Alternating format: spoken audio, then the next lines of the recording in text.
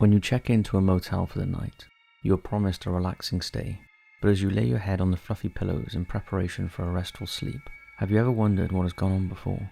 Which previous guests have slept in the room you are in, or even the bed you are lying in?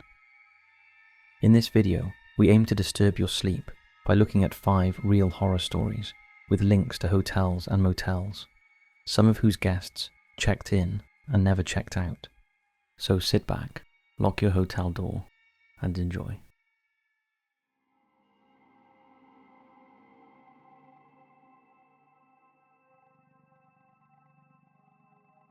Amana Holiday Inn, Williamsburg, Iowa.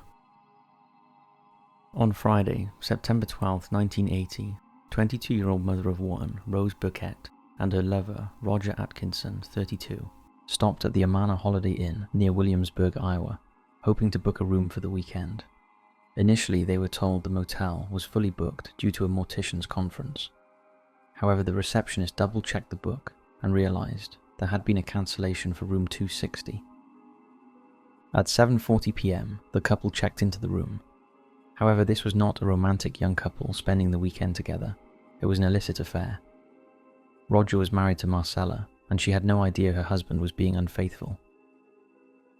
The next day, a housekeeper knocked on the door of their room, but received no answer. The door was locked, so she asked her manager for a pass key. When she opened the door, the TV was on, and she saw a foot sticking out of the bed, and assumed the couple was still asleep. However, on closer inspection, she noticed blood splats on the headboard, walls and carpet.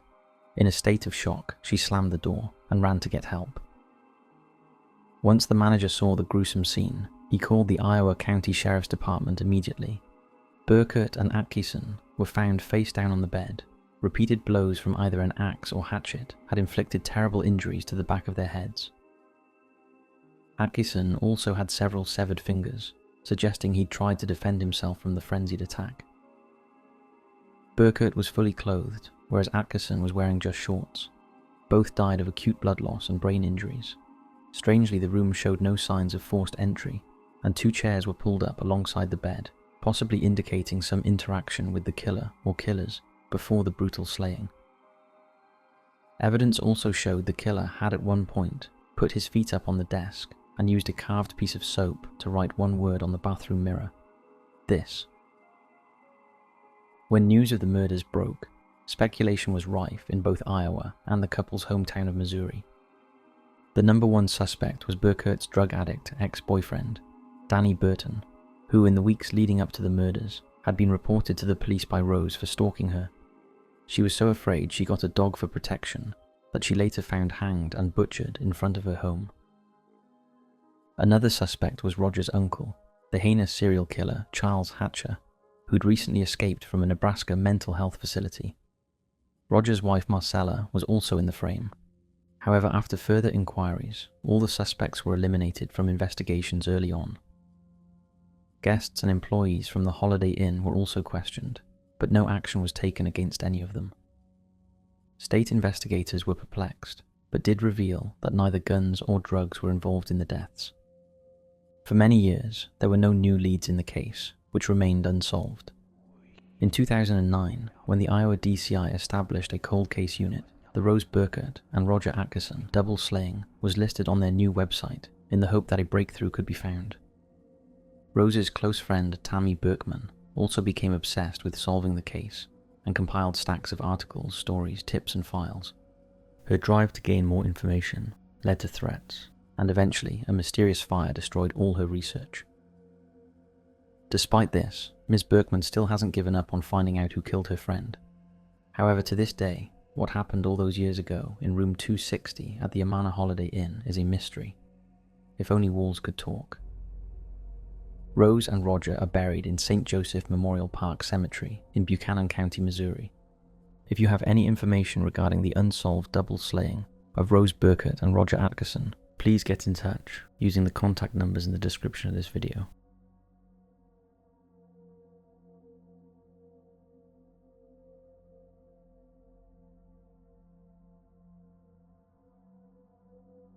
Sheraton Hotel, Martinsburg, West Virginia. On August 10th, 1991, housekeeping staff entered room 517 of the Sheraton Hotel in Martinsburg, West Virginia, where they discovered the body of American freelance journalist Joseph Daniel Casolaro. He was found naked in the bathtub and his wrists had been cut. Blood was splattered up the walls of the bathroom, and the scene was so gruesome that one of the housekeepers fainted when she saw it.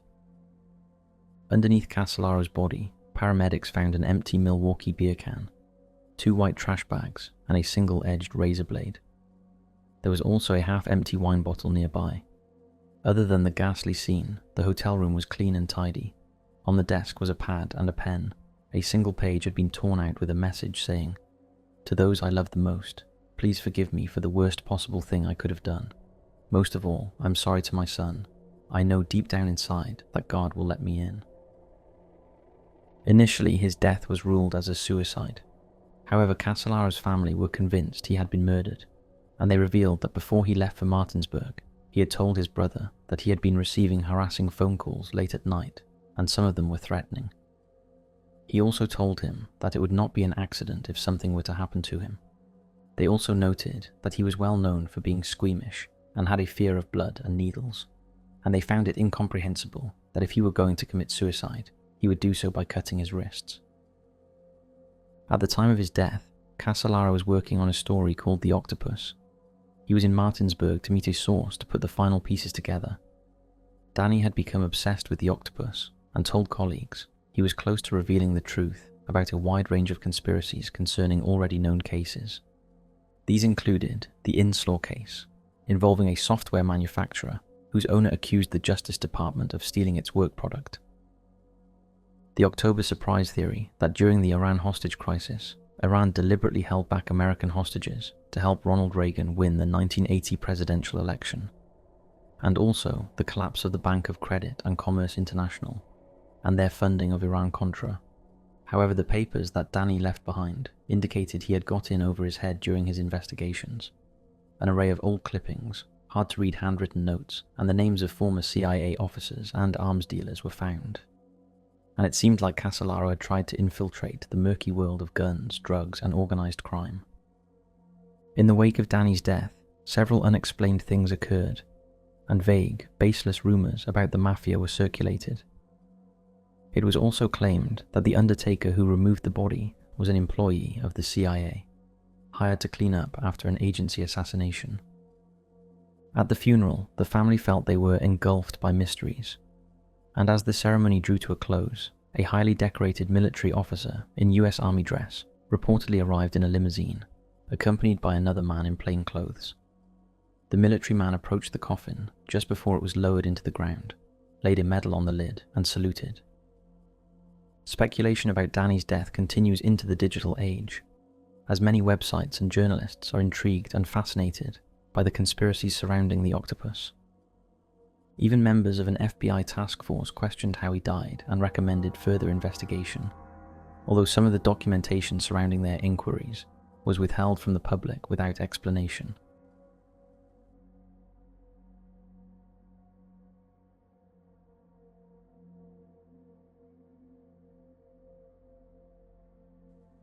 Como Motel, Richardson, Texas. From the outside, Candy Montgomery appeared to be the perfect wife and mother. She was married to Pat, an electrical engineer, and the couple and their 2 children were an active part of the community in Wiley, Collin County, Texas, where they regularly attended the Methodist Church of Lucas. Candy was outgoing and had many friends, including fellow church attendees Betty and Alan Gore, whose daughter was friends with the Montgomery children. But looks could be deceiving. In reality, Candy was bored with her marriage, and after becoming attracted to Alan Gore, she decided she wanted an affair with him. Alan, who was also having issues with his marriage, was initially shocked when Candy casually said to him, "Would you be interested in having an affair?" But eventually he did agree to a relationship. Candy meticulously planned how they would meet up, and the pair even drew up a list of the pros and cons of the affair before agreeing to go ahead with it. For about 10 months, the pair met every other week at the Como Motel in Piano, located 30 miles from Wiley, on the North Central Expressway in Richardson. These meetings started as no-strings-attached liaisons, But the couple got closer and closer and confided in each other about everything in their lives. However, Betty Gore had just given birth, and in December 1979, Alan ended the affair with Candy after feeling guilty about cheating on his wife. Despite the split, the pair remained in contact by phone, and Candy maintained her friendship with Betty. On June 13, 1980, Alan Gore was away on a business trip and became concerned when he couldn't reach his wife by phone. After calling neighbours and asking them to check on her, he later contacted Candy to ask if she had seen Betty. She told him she had gone to the house earlier to pick up the Gores' older daughter's bathing suit because the girls were having a sleepover that night and everything was fine. In reality, something far more sinister had happened. Candy did call around to Betty's, and the two friends chatted for a while, but just as Candy was preparing to leave, Betty calmly said, "Candy, are you having an affair with Alan?" Betty then left the room and returned holding an axe in her hands, and when Candy pitifully apologized and said the affair was over, Betty flew into a rage and violently swung the axe at Candy. What happened next is Candy's account, remembered only after being hypnotized. Candy claims she begged for her life, and in response, Betty shushed her. Candy said that reminded her of her abusive childhood when her mother would silence her if she said anything. At that point, something in her snapped, and she wrestled the axe from Betty and started swinging it at her, but Betty kept getting up, so she swung some more. In total, Candy hit Betty 41 times with the axe. Investigators later revealed that 40 of the strikes occurred whilst Betty was still alive. Candy fled the scene, and it was the neighbours who found Betty's blood-covered body in the utility room.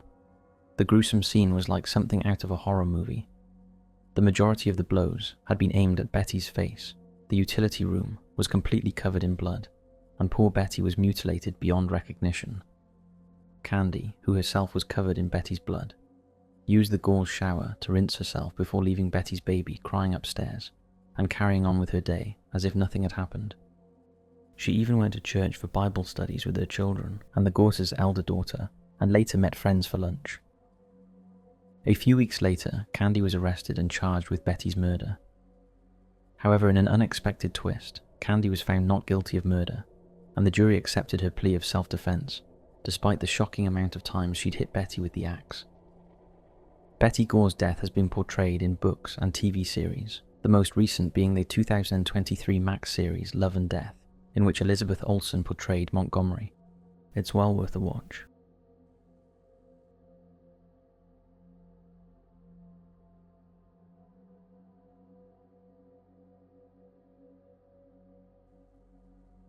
The Cursed Barclay Hotel in Los Angeles. The Van Nuys Hotel, better known as Barclay Hotel, is located at the corner of 4th Street and Main Street in downtown Los Angeles. It was built as an investment property by Isaac Van Nuys and opened in 1897. It boasted a luxurious interior and modern conveniences that were rare at that time. However, from the start, the building seemed to be cursed, and tragedy struck just 2 months after it opened. A waiter named Charles Gamble was using the elevator to bring down a tray of dishes. As the elevator neared the first floor, the elevator boy, Robert White, turned the wheel of the lever the wrong way, and instead of stopping, the cage started going back up. As it neared the 3rd floor, Robert opened the door and stepped out, but the elevator was still moving with Gamble inside. He panicked and also tried to step out, but as he did, the top of the doorway caught him and threw him forward, pinning his legs above the thighs. As the cage kept moving, it snapped them like matchsticks, and the poor man was hanging on with one foot. Finally that snapped also, and Gamble shot, head first, down the lift shaft, shattering his skull as he hit the floor. He died 1 hour later. Over the next few years, the deadly elevator caused more accidents, and in 1901 took another life. Joe Carter was looking down the lift shaft when his head was crushed by the cage descending from above him. Despite the deaths, the hotel still prospered and was frequented by some of the most fashionable people in Southern California, and even had a visit from President William McKinley and First Lady Ida McKinley. The hotel was lovingly overseen by Milo Potter and his wife Nellie M. Jones, and they tried to hold on to its respectability and elegance. But in the early 1900s, downtown Los Angeles was getting rowdy, and undesirables were opening clubs and bars in the vicinity of the hotel. Thieving bellboys and porters were a common occurrence, and con men and women started skipping out on their bills. One wealthy guest, Pacific Electric's Henry Huntington, was stalked by an insane man, and another guest was robbed at gunpoint. The reputation of the once luxurious hotel was going downhill, and in 1902 a fight broke out between kitchen staff that saw the hotel butcher stabbed to death. In 1909, Ada Tilt Otis, a Chicago heiress, checked into the Van Nuys. She was hiding the heartache of her recent divorce from her alcoholic husband, and although she could have everything money could buy, she was miserable, although no one realized just how much despair she was in until she was found dead in her room after deliberately ingesting poison. Her body was quietly removed from the hotel and shipped east for burial. By 1910, Potter and his wife had moved on, but the misfortune at the hotel continued. A wealthy older man named W. Arthur Phipps forced his much younger wife to stay with him in his suite at all times. Eventually, in 1911, he died in his room of cirrhosis of the liver. However, his soul never left, and it is said he has haunted the building ever since. By the 1920s, the hotel was getting worse. In 1924, another death occurred when William Edward Collier, who was facing divorce from his wife, fatally swallowed cyanide in front of a hotel employee who was helping him pack. His haunting suicide note laid bare his thoughts about his wife. To my wife, Ida Collier, my darling, I go never more to return. I have done my best. This is the only way I can give you the freedom you crave. I leave you with your conscience. I wish I could prevent the suffering you are going to have to endure. You can't escape that inner being, which will gnaw at your vitals to your dying breath.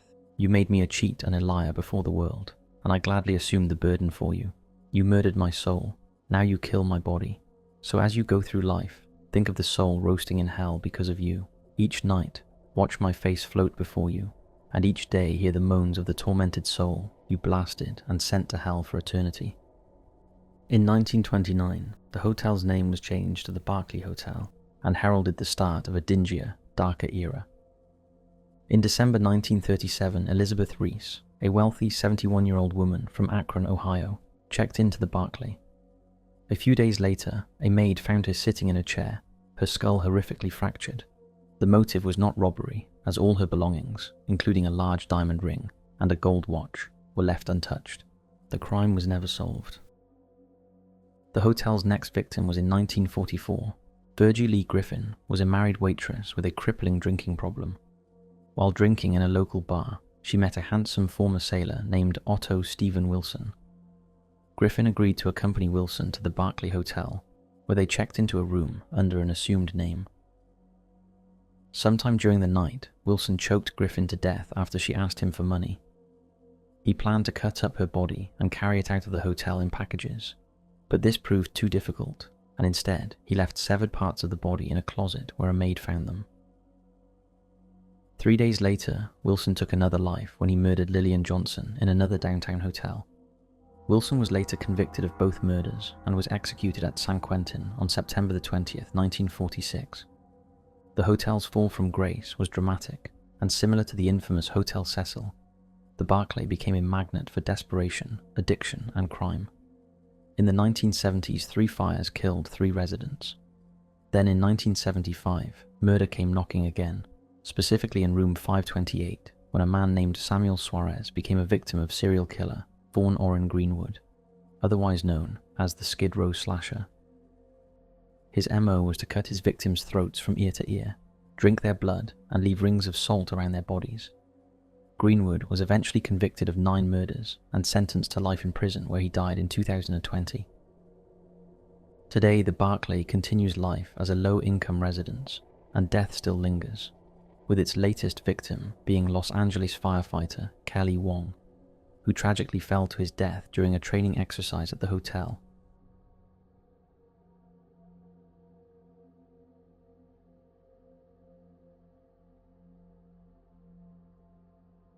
Hotel Chelsea. The 1970s saw the birth of punk rock, an anarchic revolution of anti-everything and fashion-wise, probably one of the most recognizable youth tribes of all eras. Followers embraced brightly colored spiky mohawks, safety pins, studs, and a bucket load of attitude that pushed the boundaries across the board. The idols for this newfound genre were bands like The Clash, The Slits, and X-Ray Specs. Isle of all were the Sex Pistols, who burst onto the scene in the 70s and were one of the most culturally influential acts in popular music. Under the management of the late Malcolm McLaren, the band outraged the public with their antics. In 1977, their record God Save the Queen depicted the monarchy as a fascist regime and was promptly banned from being played on the radio, making it the most censored record in British history.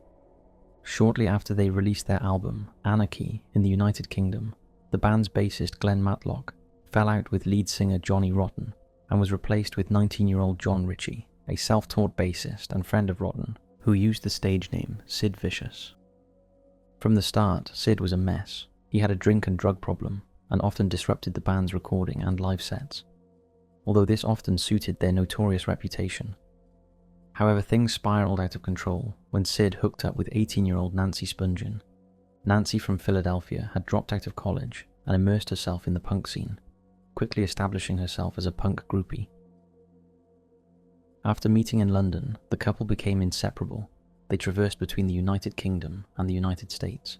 Nancy, who herself had a drug problem, taught the inwardly shy Sid all about sex, drugs, and the life of a New York rocker, much to the disdain of the other band members who hated the influence Spungen had on Sid and believed she was fueling his addiction.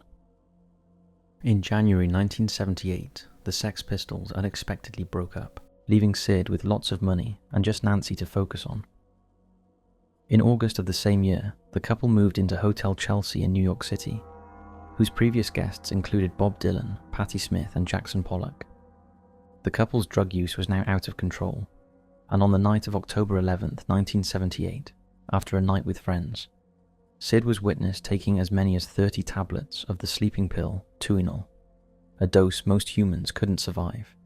By all accounts, the pills knocked Sid out for hours.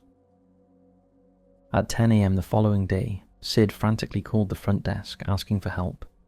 Allegedly, he had found Nancy on the bathroom floor covered in blood. Nancy had been stabbed in the stomach and bled to death. She was just 20 years old. Sid Vicious was arrested and charged with Nancy's murder after he confessed to the killing. However, he later retracted his confession, claiming he was passed out at the time she died.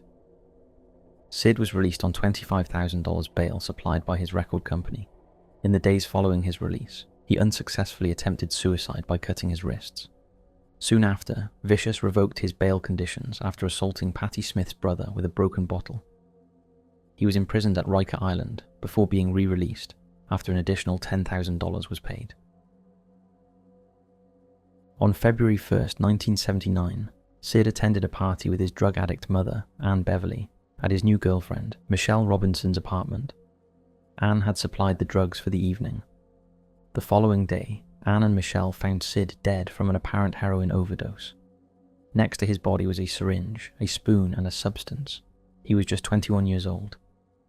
To this day, theories about who killed Nancy are still circulating, and many suggest there is no way Sid Vicious could be responsible because he was out cold from the barbiturates. Malcolm McLaren also believed Sid was innocent, unless it was a botched double suicide. He stated, "She was the first and only love of his life." So that's 5 truly terrifying hotel and motel horror stories. Let us know in the comment section below if you watched this video while staying in a hotel or motel, or if you've ever visited any of the places mentioned in this video. Thanks for watching, and as always, we'll see you in the next video.